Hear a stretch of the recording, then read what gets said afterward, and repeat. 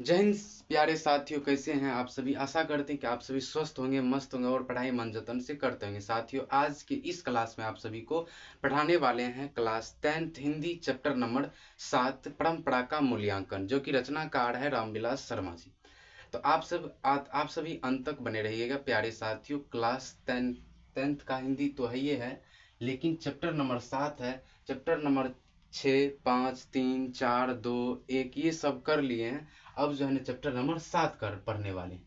क्या है chapter number 9? तो परंपरा का मूल्यांकन, जो कि रचनाकार है रामविलास शर्मा।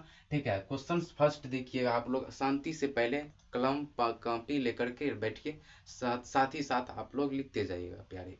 ठीक है, तो चलिए क्वेश्चंस की तरफ देखिए। फर्स्ट क्वेश्चन में कि जाति अस्मिता की दृष्टि से इतिहास का प्रभाव कैसे है। ठीक है, जाति अस्मिता की दृष्टि से इतिहास का प्रभाव कैसा है।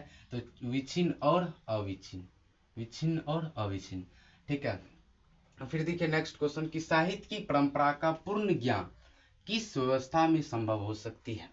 साहित्य की परंपरा का पूर्ण ज्ञान किस व्यवस्था में संभव हो सकती है प्यारे साथियों। तो समाजवादी व्यवस्था में। किस व्यवस्था में? समाजवादी व्यवस्था में। ठीक है, फिर देखिए नेक्स्ट क्वेश्चन कि परंपरा का मूल्यांकन के रचनाकार कौन है। परंपरा का मूल्यांकन के रचनाकार कौन, यानी कि जो चैप्टर अपना लोग पढ़ रहे हैं अभी, परंपरा का मूल्यांकन, इनके रचनाकार कौन है। तो कौन है भाई? तो इनके रचनाकार है रामविलास शर्मा। ठीक है, रामविलास शर्मा, यानी कि लेखक साहब के नाम क्या है? रामविलास शर्मा। ठीक है, फिर देखिए नेक्स्ट क्वेश्चन कि रामविलास शर्मा का जन्म कब हुआ था। रामविलास शर्मा का जन्म कब हुआ था, यानी किस ईस्वी में हुआ था। तो 10 अक्टूबर 1912 ईस्वी में। कब हुआ था भाई? 10 अक्टूबर 1912 ईस्वी में। फिर देखिए नेक्स्ट क्वेश्चन कि रामविलास शर्मा का जन्म कहाँ हुआ था।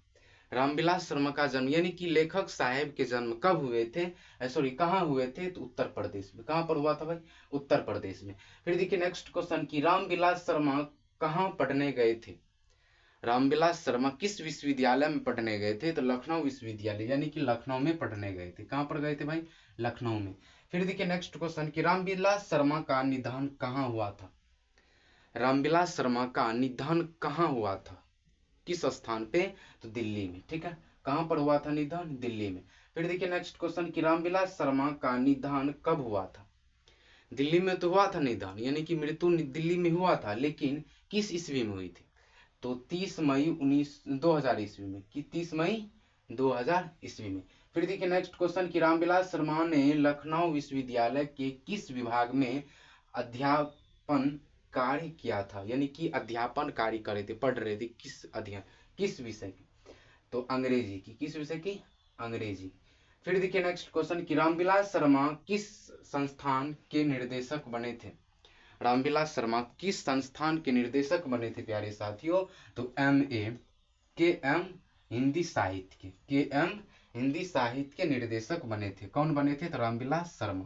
फिर देखिए नेक्स्ट क्वेश्चन की परंपरा का मूल्यांकन शीर्षक पाठ कौन सी विधा है। परंपरा का मूल्यांकन शीर्षक पाठ कौन सी विधा है, यानी कि जो अपना लोग पढ़ रहे हैं चैप्टर परंपरा का मूल्यांकन, यह चैप्टर कौन सी विधा है। ये शीर्षक पाठ विधा क्या है? हिंदी की संस्कृति, हिंदी, कहानी की, निबंध की, भाषण, क्या है, क्या होगा इसमें। तो ये होगा साथियों निबंध। क्या है? शीर्षक पाठ निबंध है। फिर देखिए नेक्स्ट क्वेश्चन की हमारी राष्ट्रीयता आवश्यकता है। हमारी राष्ट्रीयता कैसी है, आवश्यकता है। तो समाजवाद से। ठीक है, समाजवादी से। फिर नेक्स्ट क्वेश्चन देखिए कि कौन सा ऐसा गुलाम देश था जिसकी सभ्यता ने सारे यूरोप को प्रभावित किया था। कौन सा ऐसा गुलाम देश था जिसकी सभ्यता ने सारे यूरोप को प्रभावित किया था। तो एथेंस। कौन सा देश था भाई? एथेंस था, जो कि सारे यूरोप को प्रभावित करके रखे थे, यानी कि प्रभावित मतलब मोह कर रखे थे। कौन? तो एथेंस देश। फिर देखिए 14 क्वेश्चन की साहित्य की परंपरा का पूर्ण ज्ञान किस व्यवस्था में संभव हो सकती है। साहित्य की परंपरा का पूर्ण ज्ञान किस व्यवस्था में संभव हो सकती है। तो समाजवादी व्यवस्था में। किस व्यवस्था में? समाजवादी व्यवस्था में। फिर देखिए नेक्स्ट क्वेश्चन की समाजवादी व्यवस्था किस संस्कृति से नाता नहीं तोड़ती है। किस संस्कृति से नाता नहीं तोड़ती है? तो प्राचीन संस्कृति से। किस संस्कृति से प्यारे? प्राचीन संस्कृति से। फिर देखिए नेक्स्ट क्वेश्चन की प्रगतिशील आलोचनाओं के विकास होता है। प्रगतिशील आलोचनाओं के विकास होता है तो संस्कृत साहित्य की परंपरा के ज्ञान से। साहित्य की परंपरा के ज्ञान से। ठीक है। फिर देखिए नेक्स्ट क्वेश्चन की साहित्य सापेक्ष रूप क्या होता है? साहित्य की सापेक्ष रूप क्या होता है? सापेक्ष रूप तो स्वाधीनता। क्या होता है भाई? स्वाधीनता। ठीक है। फिर देखिए नेक्स्ट क्वेश्चन कि एथेंस किस महादेश में आते हैं? एथेंस किस महादेश में आते हैं प्यारे साथियों? तो एथेंस यूरोप में आते हैं। कहाँ पर आते हैं? यूरोप में। फिर देखिए वायरन किस भाषा के कवि थे? तो अंग्रेजी भाषा के। किस भाषा के कवि थे भाई? अंग्रेजी भाषा के। क्या थे? तो कवि कौन? तो वायरन। फिर देखिए नेक्स्ट क्वेश्चन की निराला की साहित्य साधना। निराला की साहित्य साधना किनकी कृति है? निराला की साहित्य साधना किनकी कृति है? तो रामविलास शर्मा की। किनकी कृति है भाई?